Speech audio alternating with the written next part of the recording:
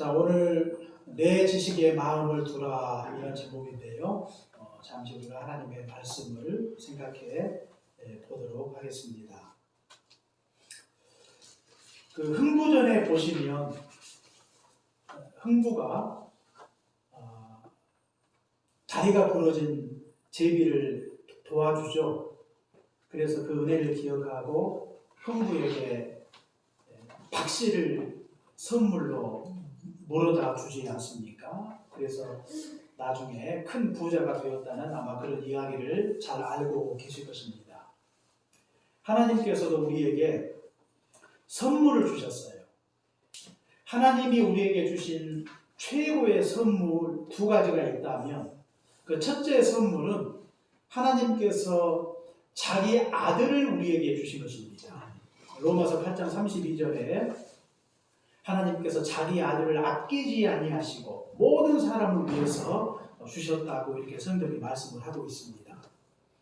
자기 아들을 주신 것은 자기 자신을 주신 것이고 우리에게 가장 소중하고 귀한 것을 우리에게 주신 것입니다.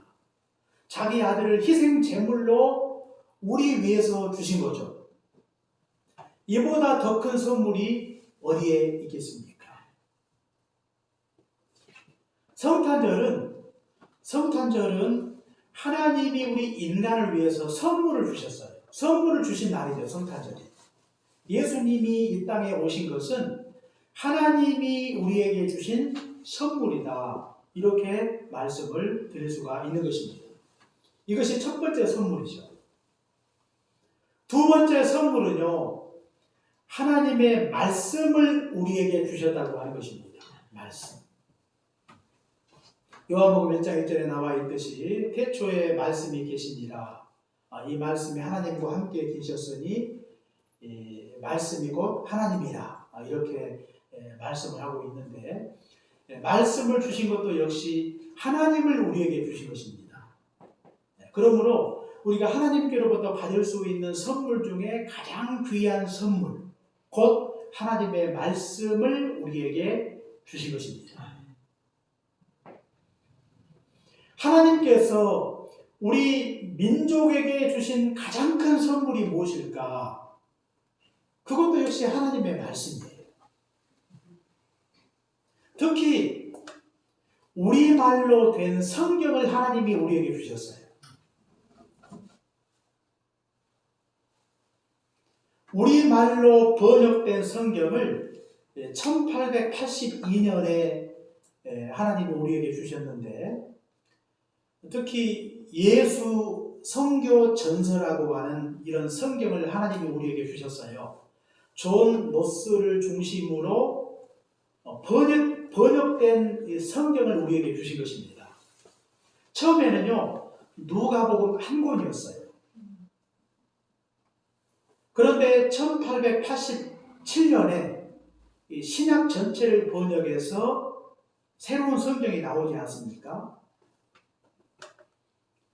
그리고 1911년에 구약 전체를 다 번역을 해서 성경 전체가 우리말로 번역된 새로운 성경이 출간되죠. 그게 바로 성경 전서예요. 그냥 요즘에는 성경 전서로 있지만 당시의 표어는 성경 전. 어이가 아니라 여이죠. 여이가 아니라 여죠. 여. 성경 전서를 우리에게 주신 것입니다. 그리고 나서 이제 그 1938년인가요? 그때 나온 성경이 바로 개역 성경이죠. 개역 성경. 그리고 그 개역 성경을 새롭게 고친 게 바로 개역 개정입니다. 예수님이 이 땅에 오신 것도 우리에게 주신 선물이지만 하나님께서 우리에게 말씀을 주신 것도 선물인데 특히 우리가 말씀을 주셨지만 우리말로 된 성경이 아니어서 우리가 성경을 볼 수가 없었는데 우리말로 번역된 성경을 하나님이 우리에게 주셨어요. 그래서 그 성경 말씀을 누구나 읽을 수 있게 되었다는 것이 하나님의 크나큰 축복이라고 하는 것입니다. 우리는 하나님께로부터 받을 수 있는 가장 소중하고 귀한 선물을 받은 사람들입니다.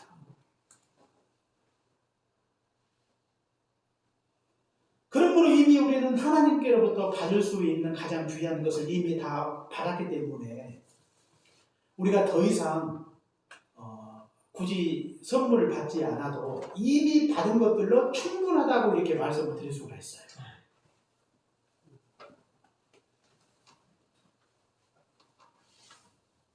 그러므로 하나님께서 우리에게 허락하신 그 은혜, 하나님께서 우리에게 베푸신 그 선물이 무엇인가를 기억하고 그 은혜로 충분한 줄 알고 우리가 하나님 앞에 감사하며 살아가시기를 주의 이름으로 축원합니다. 그렇다면 하나님께서 말씀을 최고의 선물로 주셨다고 제가 말씀을 드렸는데 그 말씀을 주신 그 목적이 과연 무엇인가요? 말씀을 선물로 주셨는데 그 말씀을 주신 목적이 몇 가지가 있는데요. 첫째로 말씀을 깨닫게 하시기 위해서 하나님이 우리에게 말씀을 주신 것입니다. 21절에 보니까 내가 진리의 확실한 말씀을 깨닫게 하며 그랬어요. 그러니까 말씀을 하나님이 우리에게 주실 때는 그 말씀을 단순히 지식으로 주신 게 아니에요. 깨닫는 말씀으로 주신 것입니다. 깨닫도록 하시기 위해서 주신 거예요. 그리고 말씀을 깨달아야 그것이 동기가 되어서 말씀에 순종할 수 있다고 하는 것이죠. 깨닫지 않고서는 우리가 순종할 수가 없어요. 아무리 머릿속에 많이 집어넣어도 그 말씀을 통해서 내가 큰 깨달음을 얻을 때 내가 비로소 말씀에 순종할 수가 있는 것이지 깨닫지 못하고 단순히 하나님의 말씀을 지식적으로 알고 있다고 해서 순종하는 것은 결코 아니라고 하는 것입니다.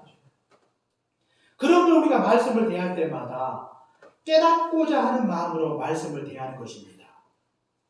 깨닫고자 하는 마음으로. 그리고 깨닫는 순간 우리는 진리 가운데서 행하고 진리 가운데로 인도하심을 받아야 되겠습니다. 우리가 매일 큐티를 할 때도 마찬가지예요. 우리가 어떤 마음으로 큐티를 해야 할 것인가? 그것은 깨닫고자 하는 마음으로 우리가 큐티를 하는 것입니다. 깨닫고자 하는 마음. 그리고 하나님의 말씀을 간절히 사모하고 하나님께서 오늘 내가 하나님의 말씀을 깊이 묵상할 때 큰 깨달음을 주시도록 하나님 앞에 기도해야 되겠습니다. 그리고 기도할 때 하나님께서 우리가 하나님의 말씀에 이렇게 집중하게 되면 하나님께서 우리에게 큰 깨달음을 주시는 것입니다. 말씀을 깨닫는 것이 우리에게 크나큰 감동과 기쁨이 있어요.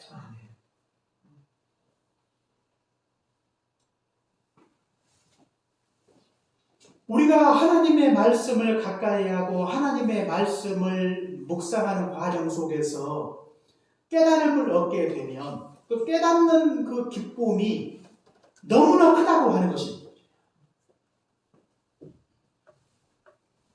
인간이라고 하는 것이 무엇인지, 우리 인생이 무엇인지, 하나님이 어떤 분인지, 그리고 이 세상이라고 하는 것이 과연 무엇인지 이런 것들을 깨닫는 과정을 통해서 우리에게 크나큰 기쁨이 있어요. 우리가 성경을 통해서 우리가 인생을 보는 어떤 그런 새로운 깨달음이 생기지 않습니까? 근데 그런 과정을 통해서 우리 마음속에 얼마나 큰 기쁨이 있는지 몰라요. 우리가 자문을 볼 때 우리가 인생을 살면서 내가 부족했던 부분들을 인생을 바라보는 그 관점, 인생을 바라보는 그 지혜가 하나님의 말씀을 통해서 생기지 않습니까? 그런 그 깨달음을 얻게 되면 우리 마음속에 세상에서 경험할 수 없는 큰 기쁨이 우리 마음속에 있다고 하는 것입니다. 그래서 우리가 성경을 보는 맛은요, 언제 우리가 느끼는가 하면 말씀을 통해서 깨달음을 얻을 때 성경을 보는 기쁨이 생겨요. 성경을 많이 보시는 분들은요, 그 삶이 풍성해져요. 왜 그런가? 말씀을 통해서 깨달음을 얻기 때문입니다. 성경을 그냥 읽고 내 머릿속에 집어넣는 것과 성경을 읽고 그 말씀이 내 가슴 속으로 들어오는 것과는 크나큰 차이가 있어요. 하나님의 말씀이 지식으로 받게 되면 머릿속에 머무르면 그만이지만 하나님의 말씀을 읽고 묵상하는 중에 깨닫는 순간 내 마음속에 크나큰 감동이 있고 기쁨이 충만한 인생을 살아갈 수가 있는 것입니다.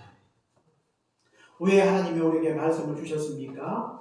그것은 말씀을 깨닫게 하시려고 하나님의 말씀을 우리에게 허락해 주신 것입니다. 성공적인 큐티의 이 가장 중요한 포인트가 무엇인가? 말씀을 통해 큰 깨달음을 얻는 것입니다. 두 번째로 말씀을 주신 목적은요, 여호와를 의뢰하도록 하기 위해서 말씀을 주신 것입니다. 우리가 성경 19절 같이 한번 읽겠습니다. 자, 시작. 내가 내게 여호와를 의뢰하게 하려 하여 이것을 오늘 특별히 내게 알게 하였노니. 아멘. 여기 보니까 내가 내게 여호와를 의뢰하게 하려 하여 그랬어요. 의뢰한다고 하는 것은 의지하는 것을 가리켜요. 말씀을 우리에게 주신 목적은 그 말씀을 통해서 하나님이 어떤 분인가를 알고 하나님을 의지하도록 하기 위해서 하나님께서 우리에게 말씀을 주셨다고 하는 것입니다. 말씀은 계시라고 했어요. 우리는 말씀을 통해서 하나님이 어떤 분인가를 성경을 통해서 이렇게 설명하고 있는 것을 볼 수가 있죠. 성경은 하나님의 존재를 우리에게 설명하고 있어요. 하나님이 어떤 분인가를 알 수 있는 방법은 성경을 통하지 않고는 우리가 알 수가 없는 것입니다. 그렇기 때문에 더 깊은 신앙을 갖기 위해서는 반드시 하나님의 말씀을 가까이 하고 그 말씀을 우리가 깊이 알고 묵상하는 중에 하나님을 깨닫게 되는 것입니다. 내가 그동안 알지 못했던 하나님을 좀 더 깊이, 좀 더 확실하게 하나님을 알게 되는 것이죠. 특히 우리가 성경을 통해서 우리가 하나님이 어떤 분인가를 우리가 좀 더 명확하게 알 수가 있는데, 특히 우리 인생과 관련되어서 하나님이 어떤 분인가를 우리가 성경을 통해서 알 수가 있는 것은 하나님은 우리의 모든 것을 아시는 분임을 성경이 우리에게 가르쳐주고 있는 것입니다. 우리의 모든 걸 아세요, 하나님이. 그래서 우리는 하나님을 가리켜서 전지하시는 하나님이다 그러죠. 모든 걸 아신다.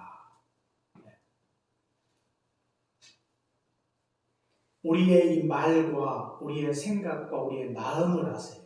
앉고 일어섬을 하시고 머리털까지 세신 바 되셨다. 로마서 8장에 보니까 하나님은 우리의 마음을 감찰하시고, 히브리 4장에 보니까 마음과 뜻과 생각을 감찰하시는 분이 바로 하나님이라고 성경이 말씀을 하고 있는 것입니다. 하나님은요, 우리의 모든 것을 다 알고 계세요. 은밀한 생각도 아시고 무슨 말을 하시는가도 아시고, 그리고 우리가 행하는 모든 행동 하나하나를 하나님이 하나도 놓치지 아니하시고 다 알고 계시는 것입니다. 하나님이 우리의 모든 것을 알고 있다는 자체가 우리에게 크나큰 두려움거리가 되기도 하지만, 우리의 모든 것을 아시기 때문에 우리가 더욱더 하나님을 담대히 의지할 수 있는 것입니다. 뿐만 아니라 하나님은 어떤 분인가? 하나님은 우리를 도우시는 분이에요. 시편 121편에 나와 있듯이 내가 산을 향하여 눈을 들리라. 나의 도움이 어디서 올고 나의 도움은 천지를 지으신 여호와에게서로다. 이렇게 말씀을 하고 있어요. 하나님은 우리를 도우시는 분이십니다. 그리고 돕는데 결코 우리를 인색하지 않으시는 하나님이시죠. 하나님은 이스라엘을 지키시는 자라 우편의 그늘이 되시고 낮의 해와 밤의 달이 해치 못한다고 이렇게 성경에 말씀하고 있는 걸 볼 수가 있습니다. 하나님은 심지어 이스라엘을 지키시는데 밤에 졸지도 아니하시고 주무시지도 않는다고 이렇게 말씀하고 있는데, 그러니까 하나님은요, 우리를 돕기 위해서 하나님의 눈을 떼지 않는다는 그런 말씀입니다. 하나님의 눈을 부릅뜨고 우리를 지켜보는 거예요. 뭐 하라고 지켜보시는가? 우리를 돕기 위해서. 하나님이 우리를 도우시는 분인데 아주 적극적으로 하나님이 우리 인생을 돕기를 간절히 원하고 계시는 것입니다. 그러므로 하나님은 우리 인생을 돕는데 결코 인색하지 아니하시고 적극적으로 도우시는 하나님이심을 항상 기억하시고 하나님을 의지하셔야 되겠습니다. 뿐만 아니라 하나님은요, 능력의 하나님이 되시는 것입니다. 하나님의 능력이 얼마나 큰지 몰라요? 하나님은 천지를 지으신 여호와시라 이렇게 말씀을 하고 있어요. 하나님의 능력은 창조적 능력이 그 안에 있고 살리는 능력, 고치는 능력, 회복해 하는 능력, 변화의 능력, 각종 탁월한 능력이 하나님 안에 계신 것입니다. 하나님은 능력의 하나님이세요. 무기력한 하나님이 결코 아니라고 하는 것입니다. 그러므로 하나님이 우리를 돕기를 원하시는데 만약에 하나님이 무기력한 하나님이라면 우리를 온전하게 도울 수가 없는 것이죠. 그러나 하나님은 결코 무기력한 하나님이 아니에요. 우리 인간의 힘으로 할 수 없는 그 모든 일도 하나님의 능력과 권세로 얼마든지 능히 감당할 수 있는 능력의 하나님이 되시는 것입니다. 그러므로 우리 인생의 절박한 삶의 문제로 우리 인간의 힘으로 어떻게 해볼 수 없는 인생의 문제가 우리 앞에 있을 때 우리가 하나님 의지하고 하나님께 기도하면 하나님께서 그 능력과 그 지혜로 그 본능으로 말미암아 우리의 삶의 모든 문제를 하나님께서 해결해 주실 것입니다. 그러므로 우리는 말씀을 통해 하나님이 어떤 분인가를 항상 기억하고 말씀을 붙들고 하나님 의지하고 살아가시면 복된 삶이 되시기를 주의 이름으로 축원합니다. 이렇게 말씀을 우리에게 주신 것은 말씀을 깨닫게 하시려고 주셨고 말씀을 통해서 하나님이 어떤 분인가를 알므로 말미암아 하나님을 더욱더 의지할 수 있도록 하시기 위해서 하나님께서 우리에게 말씀을 주신 것입니다. 그러므로 말씀은 너무나 소중하고 귀한 거예요. 우리를 위해서 주신 거예요. 우리 신앙에도 유익하고 하나님의 말씀은 우리의 전생에 걸쳐 가장 소중하고 귀한 것이 바로 하나님의 말씀입니다. 그러므로 우리는 말씀에 대하여 어떤 자세를 가져야 되겠습니까? 첫째는 우리가 말씀을 마음에 두라 그랬어요. 우리가 성경 17절을 같이 한번 읽겠습니다. 자, 시작. 너희를 교회로 지혜 있는 자의 말을 들으며 내 지식의 마음을 둘지어다. 아멘. 지식의 마음을 두라 그랬거든요. 그러니까 우리가 하나님의 말씀을 우리 마음에 두라는 거예요. 세상에 마음 두지 말고 허탄한 일에 마음 두지 말고 하나님의 말씀에 마음을 두라고 이렇게 성경이 우리에게 가르쳐주고 있는 걸 볼 수가 있어요. 그런데 우리가 하나님의 말씀에 마음을 두지 못하는 이유가 무엇일까요? 말씀에 별로 관심이 없는 이유가 무엇일까요? 어떤 분들은 굉장히 바쁘고 삶이 분주하니까 내가 말씀을 볼 시간이 없다. 그렇게 이야기하는 분들이 많이 계세요. 그런데 말씀에 우리가 마음을 두지 못하는 것은 시간의 문제가 아닙니다. 영적으로 병이 들었다는 증거예요. 사람이 자기가 관심이 있는 곳에 자기 마음이 가는 것이죠. 하나님의 말씀에 관심이 있는데 마음이 가지 않을 수가 없는 거예요. 말씀에 마음이 없다는 것은 말씀에 무관심하다는 뜻이고 말씀에 무관심하다는 것은 영적으로 병이 들었다는 증거예요. 우리가 시편 119편 103절 말씀에 보니까 주의 말씀의 맛이 어찌 그리 단지요 내일의 꿀보다 더 다니라고 그랬거든요. 말씀의 맛은 그런 것입니다. 매우 달아요. 그게 정상 아닙니까? 그런데 주의 말씀의 맛이 어찌 그리 쓴지요 내 입에 쓴뿌리보다 더 쓰리이다. 그렇게 느끼고 있다면 이것은 입맛에 병이 들었다는 증거죠. 우리 육체도요 병이 오면 가장 먼저 변하는 게 우리 입맛이 입맛. 밥을 먹어도 별로 맛이 없어요. 몸에 병이 듭니다. 몸이 건강할 때 밥맛도 좋지 몸이 건강하지 못하면 별로 밥맛도 좋지 않아요. 오히려 음식이 막 쓰게 느껴지지 않습니까? 병이 들면 그런 것입니다. 이거 우리 신앙도 마찬가지예요. 왜 하나님의 말씀에 관심이 없는가? 왜 하나님의 말씀에 내가 시간을 들여서 읽고 묵상할 마음의 여유가 없는 것인가? 이것은 시간의 문제가 아니라 영적으로 병이 들었다는 그런 뜻이라고 하는 것입니다. 그러므로 내가 말씀에 마음을 두기 위해서 필요한 것은 세상과 허탄한 일에 마음을 두었던 삶을 모두 끌어내고 우리가 하나님의 말씀에 더욱더 깊은 관심을 갖기 위해서 말씀은 우리 인생 가운데 반드시 필요한 것으로 인식하는 것입니다. 하나님의 말씀은 우리가 있어도 되고 없어도 되는 그런 대상이 아니에요. 하나님의 말씀은 우리 인생 가운데 반드시 필요한 것이지 가끔씩 필요한 것 정도로 생각하는 것 옳지 않습니다. 하나님의 말씀은 우리의 생명줄과 같은 것입니다. 사람의 떡으로만 살 것이 아니요 하나님의 입에서 나오는 모든 말씀으로 살 것이라고 성경이 말씀을 하고 있습니다. 우리가 육체를 위해서도 먹을 것이 필요하지만 우리의 영혼을 위해서 하나님의 말씀이 반드시 필요합니다. 하나님의 말씀은 우리가 영적 존재로 반드시 필요함을 깊이 인식할 때 하나님의 말씀에 더욱더 깊은 관심을 갖게 되는 것입니다. 뿐만 아니라 말씀의 가치에 눈을 떼야 돼요. 말씀이 우리 인생 가운데 얼마나 소중하고 귀한 것인지 하나님의 말씀이 없고서야 하나님의 말씀이 우리에게 반드시 필요한데 그 말씀이 있지 않다면 결코 우리가 이 땅에서 행복한 인생, 복된 인생을 살 수 없다는 그 절박함이 우리 마음속에 있어야 우리가 하나님의 말씀을 더욱더 가까이 할 수가 있는 것이죠. 말씀의 가치에 눈을 뜨는 것. 우리가 천국 비유해 보시면 천국은 마치 밭에 감추어진 보화와 같다 그랬거든요. 보화의 가치를 아니까 보화의 가치에 눈을 뜨니까 자신의 모든 소유를 팔아서 그 가치를 사지 않습니까?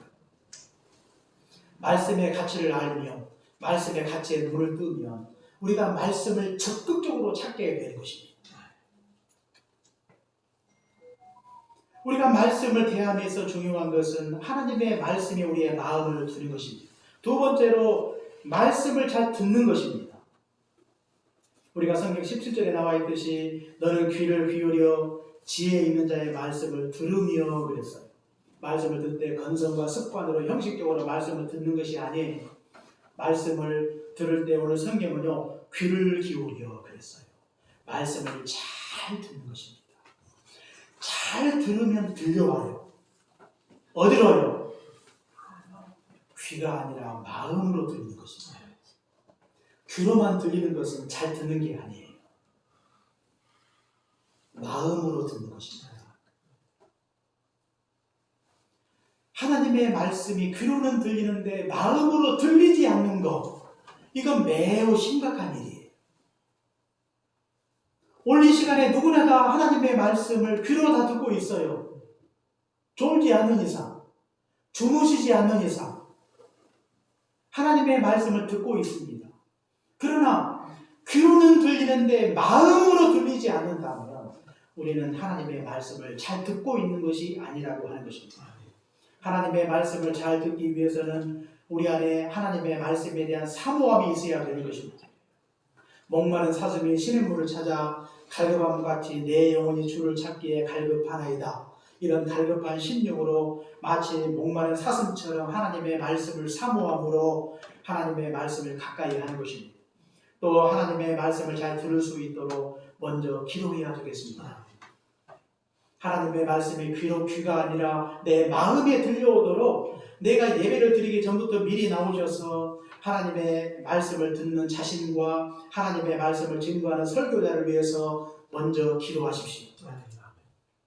하나님의 말씀을 들을 수 있는 마음의 준비를 할 수 있도록 하나님께서 열린 마음을 주시도록 먼저 주께 간절히 기도해야 되겠습니다. 또 말씀을 내가 읽고 들을 때마다 하나님의 말씀에 집중해야 하나님의 말씀을 들을 수가 있어요.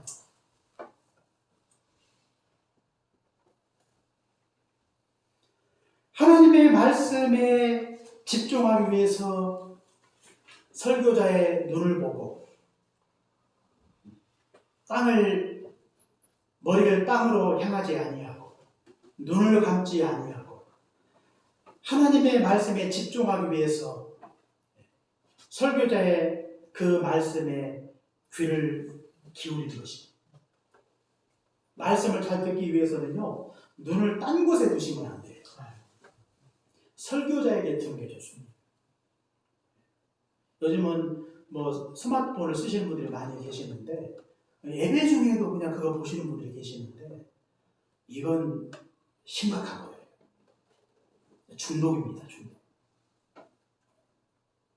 설교자를 보셔야지 그냥 예배 시간까지 나오셔서 그냥 그거 뭐 잠깐 뭐 이렇게 보고 또 덮어놨다 또 보고 그렇게 하시는 분들이 많이 계시는데, 이것이 말씀을 듣는데 집중하지 못하게 만들어요. 마치 길가의 뿌리 씨처럼 이 마귀가 와서 우리가 하나님의 말씀을 듣지 못하게 방해하는 것입니다. 또 말씀에 우리가 집중해서 듣기 위해서는요, 좋은 자리에 또 앉아야 돼요. 옛날에도 제가 말씀을 드렸지만, 그 노페르의 어머니가 자녀를 교육할 때 자녀 10계명이 있는데 그 중에 하나가 나와 있죠. 그 중에 하나가 뭐고 하면, 이 예배에 지각하지 말고 예배 좌석은 가장 앞에 앉아라, 뭐 그런 그 계명이 있다고 그러는데, 우리가 어디 앉는가도 굉장히 중요합니다. 그래서 공부 잘하는 친구들을 보면 좌석도 강사들, 선생님들 눈에 잘 띄는 곳에 앉지 않습니까? 그러니까 집중이 되니까. 뒷좌석에 기둥 뒤에 이렇게 적당히 숨어가지고 이렇게 예배를 드리면 집중하기 어려워요. 좋은 좌석에. 우리 교회당은 뭐 좌석이 많이 비어 있잖아요. 그러니까 좋은 좌석에 이렇게 앉으셔서 집중하는 게 좋고요. 또 집중하기 위해서는 또 설교 말씀을 들으면서 메모하는 것도 굉장히 좋습니다. 그리고 설교 말씀을 들을 때 아멘으로 화답하는 것이죠. 아멘 하는 것이 설교에 대한 집중력을 굉장히 높일 수가 있어요. 제 그 동기 목사, 아주 목회를 잘하는 그 목사 교회에 제가 갈 수는 없으니까 제가 이제 그 인터넷 들어가서 한 번씩 볼 때가 있는데, 그 교회를 보면 굉장히 아멘을 많이 하더라고요. 우리가 부정적으로만 생각지 말고 그 아멘 하면서 설교자의 설교에 반응을 하고 그러는 과정에서 내가 하나님의 말씀에 집중하게 되는 것이죠. 헛생각이 들어올 여력이 없어요. 여지가 없는 것이죠. 그래서 우리가 하나님의 말씀을 귀가 아니라 마음으로 듣기 위해서는 하나님의 말씀을 잘 듣는 것입니다. 집중하여 듣는 것입니다. 그때 하나님의 말씀이 우리 마음속에 들어오고 우리 마음속에 크나큰 감동과 기쁨을 주는 것입니다. 마지막 세 번째로 말씀에 대해서 우리가 어떤 자세가 필요합니까? 말씀을 내 속에 보존하는 것입니다. 성경 18절에 보니까 이것을 내 속에 보존하며 그랬어요. 우리가 하나님의 말씀을 듣고 잊어버리는 자가 아니라 마음속 깊이 새기는 것이죠. 지식이 아니라 신앙과 행위의 기준으로 하나님의 말씀을 우리가 보존하는 것입니다. 언제까지 보존하는 것인가? 그것은 끝까지, 주님이 오시는 그날까지 하나님의 말씀 우리 마음속에 깊이 새기는 것입니다. 왜 그런가 하면 하나님의 말씀은요, 영원한 진리이기 때문입니다. 그러므로 그 말씀을 잊지 말고 마음속에, 내가 들은 하나님의 말씀을 마음속에 보존하는 것이죠. 보존해놓고 우리가 속한 모든 삶의 현장에서, 범사의 삶 속에서 그 말씀을 끄집어내요. 우리가 그때그때마다 적절히 적용하는 것입니다. 그러려고 내가 하나님의 말씀을 내 마음속에 보존하는 것이죠. 야고보서 1장에도 나와 있듯이 말씀을 듣고도 잊어버리는 자가 되지 말고 그 말씀을 우리가 기억하십시오. 그 말씀을 마음에 깊이 새기십시오. 그리고 우리가 매일매일의 삶 속에서, 범사에, 우리가 속한 모든 삶의 자리에서 그때그때마다 하나님의 말씀을 적절히 삶에 적용하셔서 하나님의 거룩하신 뜻대로 살아가시면 복된 인생 되시기를 주의 이름으로 축원합니다. 기도하겠습니다. 사랑의 은혜 감사합니다. 하나님께서 우리에게 최고의 선물인 하나님의 말씀을 허락해 주신 것을 감사합니다. 내 지식에 마음을 두라고 말씀해 주셨사오니 세상 허탄한 것에 우리의 마음을 빼앗기지 말게 하시고 우리 마음속에 하나님의 말씀을 더욱더 간절히 사모하셔서 하나님의 말씀에 마음을 두게 하시고 하나님의 말씀을 잘 듣기를 원합니다. 머리로 듣는 것이 아니라 귀로 듣는 것이 아니라 가슴으로 듣게 하여 주옵소서. 사모함으로 듣게 하시고 기도하며 듣게 하시고 집중하여 듣게 하시고 그 말씀을 마음에 깊이 새겨 주의 말씀을 보존하여 우리가 속한 모든 삶의 자리에서 그때그때마다 하나님의 말씀을 우리가 마음에서 꺼내어서 그 말씀을 삶에 적용함으로 날마다 순종하는 복된 인생 살아갈 수 있도록 우리 해민교회 모든 믿음의 권속들을 축복하여 주옵소서. 우리가 세상에 부귀영 없지만 하나님께서 우리에게 이 하나님의 아들 예수 그리스도를 우리에게 선물로 주셨고 하나님의 말씀을 선물로 주셨사오니 그것으로 족한 줄 알고 충분한 줄 알고 늘 감사하며 살아갈 수 있도록 은혜를 주옵시고 하나님의 말씀과 함께 동행하며 말씀으로 인도를 받으며 하나님의 거룩하신 말씀을 따라 날마다 순종하며 살아가는 복된 삶이 되게 하여 주옵소서. 말씀을 통해서 하나님을 깊이 만나게 하시고 우리 주님을 더욱더 의지하게 하옵소서. 예수님 이름으로 기도합니다. 아멘.